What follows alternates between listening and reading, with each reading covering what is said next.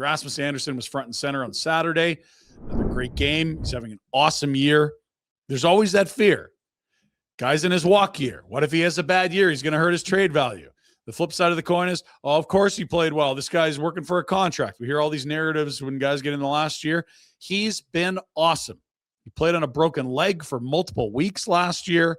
Was not at his best. Plus minus was pretty ugly. It's been excellent. I looked. He's just on the outside of the top 10 in defensive scoring this year. Rasmus. He's right there with Rasmus Dahlin. Missed a few games. Fair enough. He's right there with their Carlsons of the world. I don't necessarily think that's how you would describe him as an offensive defenseman, but he's doing it all. He's playing big minutes, and he's been a big part of a Flames resurgence over the last 5 weeks. So the conversation is very much front and center. On every trade board, Rasmus right near the top, if not the top.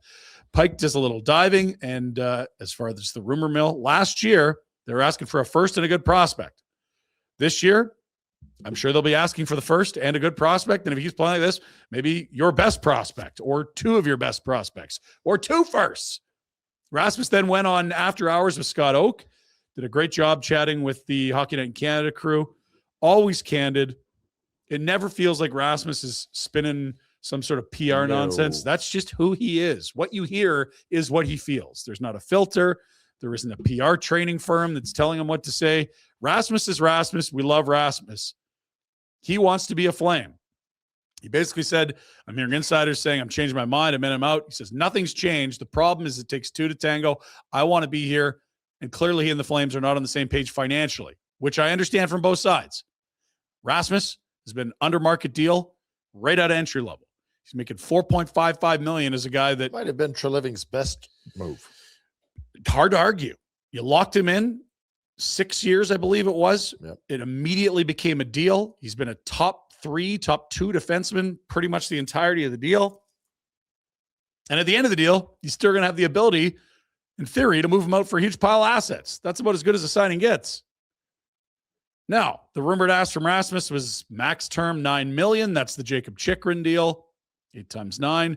The Flames are more comfortable with the rumored amount of what Neil Pionk made, which was a 6 times 7. And while 8 times 9 and 6 times 7 sound close, they're not. One's $42 million, the other's $72 million. You're $30 million apart. Yeah. And I'm sure that gap's probably narrowed a bit. But does Rasmus's trajectory match the Flames? And to your point, does Rasmus on the Flames for, let's say, the next 8 years help you more or less than the package you're going to get in return and all the cap space you'll have down the road when, as most people will, he'll start to decline in his mid-30s until he's out of the league before he's 40, like 99% of players in the NHL. It's a real pickle. It's a pickle. But love the Rasmus. Check out the video. And, yeah, I feel for him a bit because if this team was run differently, it's an easy extension. He's a core piece. We're contending. We need him. The problem is they're a point out of second from the bottom and only a few points out of last in the league. It becomes more complicated. That what they have, I don't know if we've ever discussed this. I don't. But do you believe that what they have outside of their NHL squad, that there's enough talent that keeping in when those guys graduate, Gridden specifically, Reshny, I guess, in a perfect scenario, Tom's comes back. Do you believe that those guys are good enough to keep Andersson and be competitive? Do you know what I mean? Like, I don't. I think you're right in mucky middle land. Yeah. And so what I think is that if you move Rasmus, now you go get your game breaker in the draft. Because if you move Rasmus, this team's going to feel it big time. I also think you've got a logjam on the right. Weegar can play both sides, but he's a righty. Rustevich is a righty. Parek's a righty. Henry Muse is a righty. That he's coming. He's going to be a good player, although he's done for the year. That's a few years down the road. It's just when you sign an 8-year deal, you got to zoom out a bit. And if you've got 5 guys that play the right side that you think are NHL D-men, take away the name bars and the feelings you have about a player and just say, oh, you got a lot of righties. You could trade a righty and add somewhere else on your roster. And in this case, it would be in the form of a very high pick that hopefully could be your number 1 center or a star player for the next decade. We'll see. What if you're not trading Kadri or Coleman? I could see them moving. I think the most likely scenario, if I was guessing, and this is a guess, they move one of the two. One of the two? Not both. Because they just do have this inclination of like, we really don't want to bottom out that much. Exactly. So if you're not trading those other guys, then I think you keep Anderson. I think if you move just Anderson and not the others, you're still going to get yourself a top 3 pick. It's just the minutes he plays are not like, you can't just fire Brstevich into top pair minutes right now. Even top 4. There's going to be a major drop off. And even when Perrette comes back, it's like, look, very skilled, very talented, has not figured it out at the NHL level. I mean, he's played what, 15 games in the NHL? I don't know, something like that. Like when he gets a couple hundred games in, he's going to be hopefully an electric player. He's not there yet. Same with Brstevich. So you think they trade Anderson and then one of those two? Yeah, it sounds year? like they've had a billion calls on Coleman because he's the type of player that is so easy for a contender to add. You're not scared about the term on the deal. There's only 1 year left. He's worth his money. He makes 4.9. He's won 2 cups before, and it's that magical third-line checking winger. He won 2 cups in Tampa playing with Barclay Goodrow, Yanni Gord. And obviously it wasn't the third line that won the cups. It's Kucherovs and Vasilevsky and Point, Stamkos. The NHL website is just dog shit. You got to go to the other ones. Hey? Yeah. Like, if you're running might be something you want to look at. a league, Yeah. make it good. Like, Make it Just easier for us to fall in love with terrible. this league. Yeah. anyway, sorry. Yeah.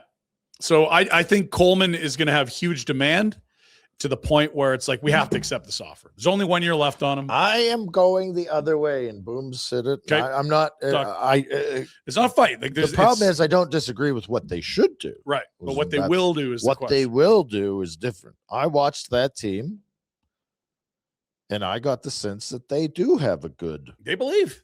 and they do have a belief.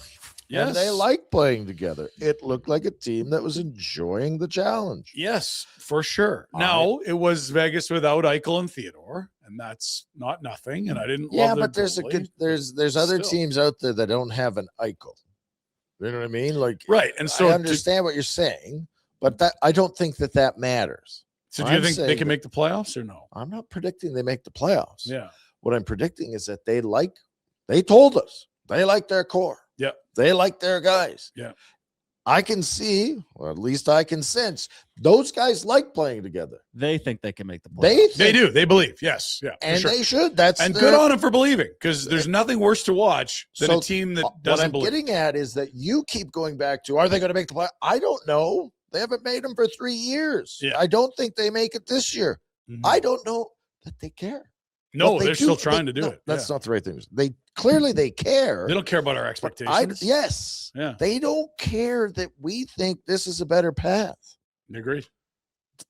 They like Kadri. They like Coleman. They like. They're obviously arguing with Anderson, and I don't think they're blind to the. We could really get some nice pieces, Yeah. but I also think I would say there's a ton of turmoil down at the Saddle Dome In front office. with all of those guys trying to stir those drinks. Not sure what the recipe's supposed to be. There's a lot of opinions. Yeah. There's a lot of different paths, and we've seen a lot of different hockey from Yeah. you guys are October horseshit to now. Yeah. too. That's a good team. They played well. I agree with you entirely. I think there's probably been some very, very heated pleading of like, this group can compete. And I think there's also probably been some really strong, like, guys, here's our chance to go get the piece that's the hardest to get, which is the superstar. And they're probably both right to a degree. To a certain extent. Like you definitely have an opportunity to get a superstar in the draft, and you could do it if you move the right pieces.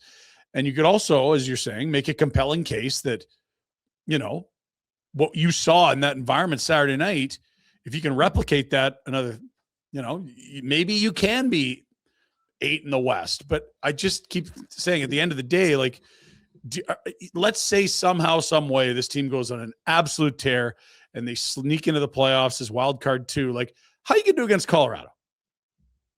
It's 8 days in jet fuel is the Sutter line. Yeah. So No, and I'm not arguing that